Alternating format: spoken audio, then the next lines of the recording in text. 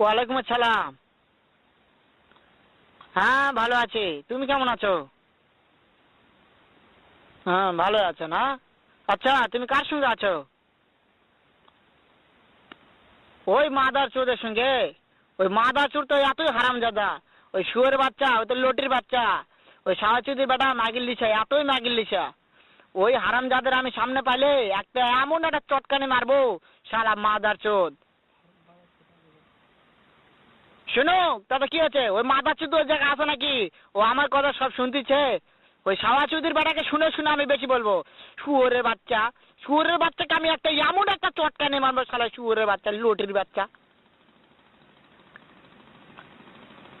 তাই নাকি? ওই শুয়োরের বাচ্চা আমাকে মারতে চায়? শুয়োরের বাচ্চাকে আমি দেখা সাক্ষাৎ হলে বলে শুয়োরের বাচ্চাকে আমি এমন চটকানি মারবো, মাদার চোদ। আমি থামো, আমি